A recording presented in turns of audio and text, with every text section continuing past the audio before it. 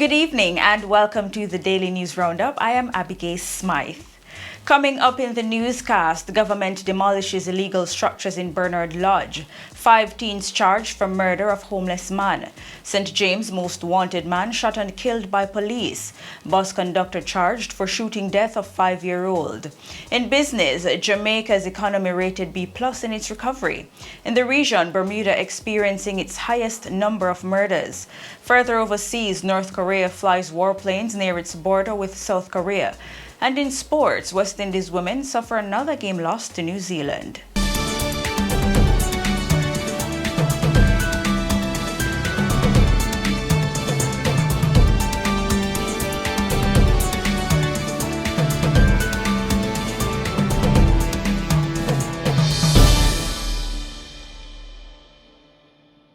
There was heavy security presence at sections of the Clifton in Bernard Lodge Thursday morning as illegal house structures were demolished. The illegal structures were set up by criminals in the area. The demolition exercise follows the Prime Minister's directive on Wednesday that the structures be torn down. It's understood that the demolition work started sometime after 6 a.m. and is reportedly being carried out by demolition crews contracted by SCJ Holdings. Members of both the Jamaica Constabulary Force and the Jamaica Defense Force were deployed in the area. According to a nationwide news source, residents in the area have voiced their displeasure at the demolition action and are calling for intervention of their Member of Parliament. The Prime Minister told the House of Representatives that a review by the National Security Council found that criminal gangs had captured lands in the area. He noted that the gangs were illegally selling the lands in the area. One woman claims she became a landowner after paying a man $800,000 for the spot.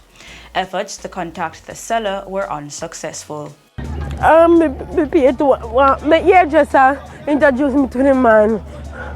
And me get the receipt, then give them me TRN and me ID and they turn up the receipt give me.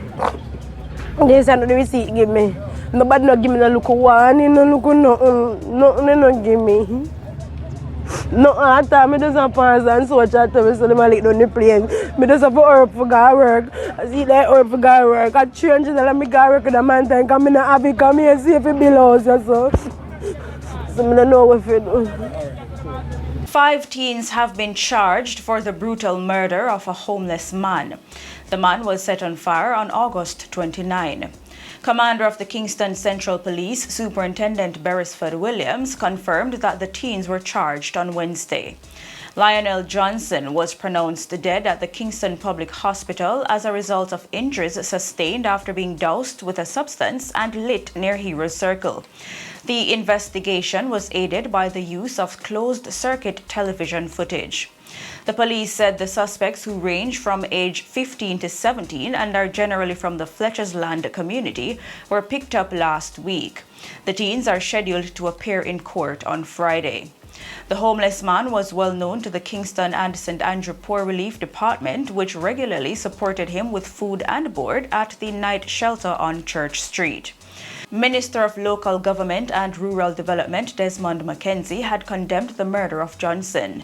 His ministry also offered a reward of $500,000 for the arrest and charge of those responsible. A man who was once St. Catherine's most wanted, Rudolph Boxer Shaw, has escaped custody at the Kingston Central Police lockup. He was nabbed in the Cayman Islands in July. Head of the police division, Superintendent Beresford Williams, says Shaw, who is facing 2 murder charges, fled the lockup overnight. Shaw is accused of murdering 59-year-old Wilfred Strait O'Connor and 60-year-old Clinton Wani Davis, both of St. John's addresses in St. Catherine. He was captured in the Cayman Islands on July 8 and later deported to Jamaica.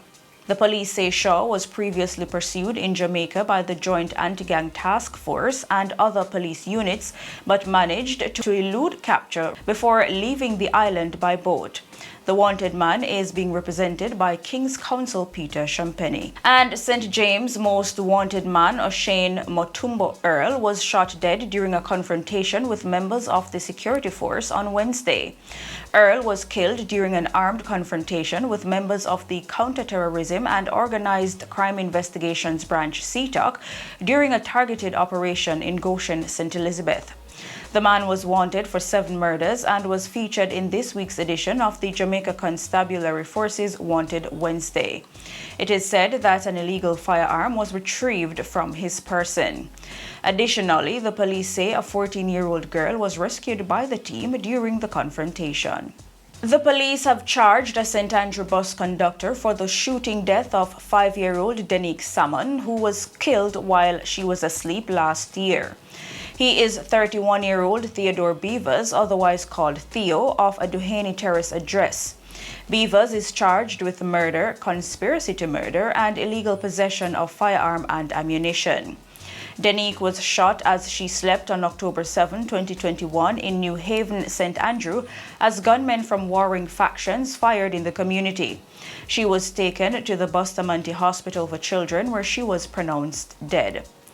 The police say Beavers, who was listed as wanted following the shooting, was picked up by a police team in Spanish Town, St. Catherine on Thursday, September 22. He was then handed over to the St. Andrew South Police on Monday, October 3, and he was pointed out during an identification parade and subsequently charged. His court date is being finalized. More than 200 stolen cell phones and other items were recovered by the police on Tuesday in Tavares Gardens, Painland in St. Andrew. The items were found during a snap raid on an apartment. Reports are that between 2 p.m. and 4:30 p.m., the St. Andrew South Proactive Investigations Unit, PIU, acted on information about a robbery of a phone. The phone was tracked to an address in the community. A search of an apartment found over 200 phones, including iPhones, 9 laptops, 11 tablets, and 6 flat-screen television sets. Several bank cards and lead sheets used for scamming were also seized. A suspect was arrested and is to be taken before the St. Andrew Parish Court on an initial charge of unlawful possession of property. The police say one of the phones has since been identified by its owner as the item that was robbed from him in the Crossroads area in August. Further investigations are ongoing. The St. Catherine mechanic, Robert Fowler, who is accused of killing 20-year-old accounting clerk Canice Jackson, was remanded in custody when he appeared in the Home Circuit Court on Wednesday. Fowler was remanded until January 23 next year after it was revealed that he was scheduled to receive medical attention. His attorney, Lyndall Wellesley, issued a complaint that Fowler, who is experiencing severe discomfort, had not received medical attention ordered by the court last year. Wednesday's hearing had been scheduled for Fowler to plead guilty. But when the matter was called up, Mr. Wellesley said it was unreasonable for him to engage Mr. Fowler in relation to the guilty plea, given the fact that Fowler has a medical challenge. Fowler was taken into custody and charged after he reportedly confessed to the murder of Canice Jackson. Jackson, who resided in Independence City, Portmore, St. Catherine, was found dead on March 26 last year, 2 days after she had been reported missing. Her decomposing body was found in an open lot near the Portmore fishing village. And the government has sounded the alarm on the use of Molly in Jamaica, hinting at legislative action against users and dealers of the illegal drug. A release from the Office of the Prime Minister on Wednesday said there ought to be laws to capture the threats of psychoactive substances like the mood-altering drug Molly and hold traffickers accountable.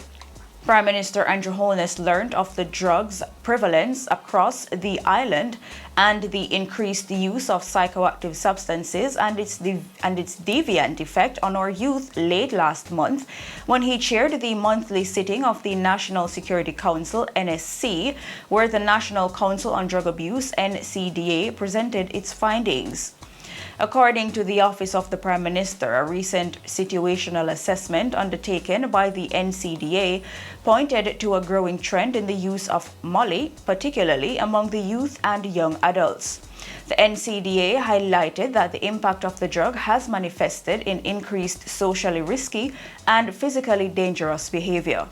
Just 3 weeks ago, a police constable reached out to the Observer on condition of anonymity and shared that his 16-year-old cousin's encounter with Molly at a pill party sent their family into panic mode and ultimately resulted in her having to seek professional help.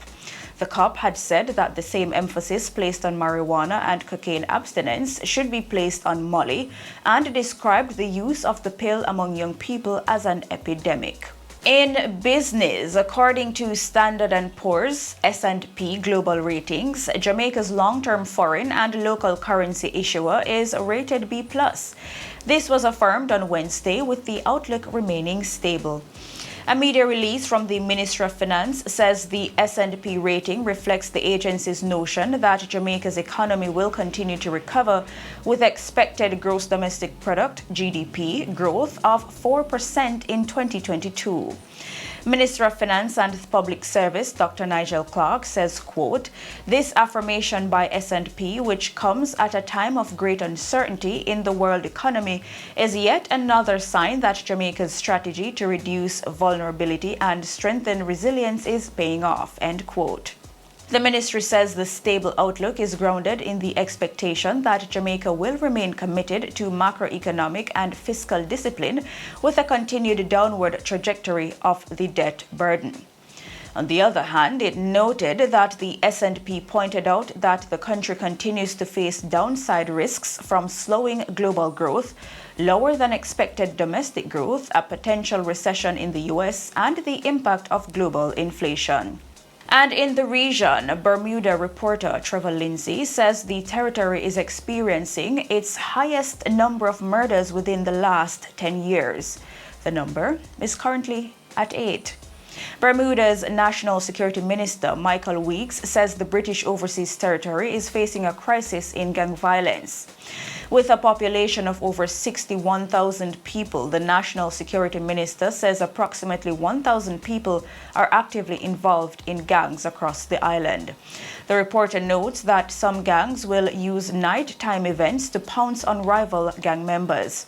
He adds that 61 individuals are currently serving life imprisonment. And on the international scene, North Korea flew 12 warplanes near its border with South Korea on Thursday, prompting the South to scramble 30 military aircraft in response. This, according to Seoul officials.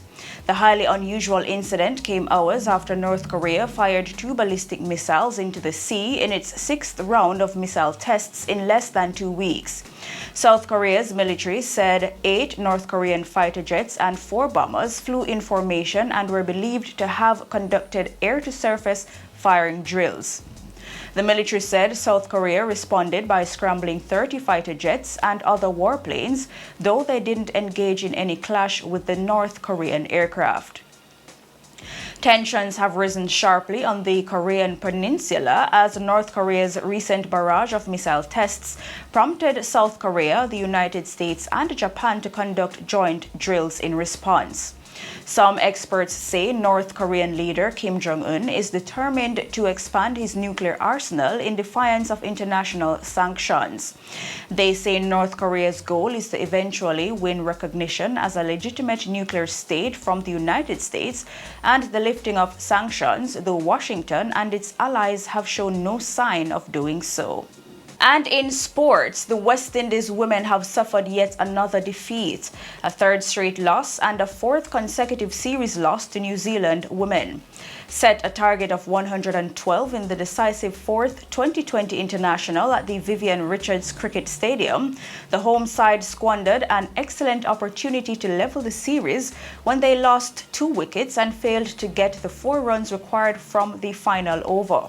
With scores tied, West Indies then racked up 15 from the super over and for the second time in the match appeared poised for victory when New Zealand found themselves needing 4 to win off the final delivery. However, Captain Sophie Devine broke the Caribbean side's hearts when she belted her opposite number, Hayley Matthews, for a 6 to give the visitors a dramatic victory. And that's it for the news roundup for today. I am Abigail Smythe. See you next time.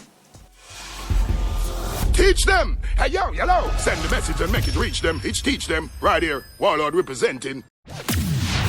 Thank you for watching. Like the video before you go. Please subscribe if you haven't done so. And remember to share the video with your friends and family. And browse the channel for more quality content.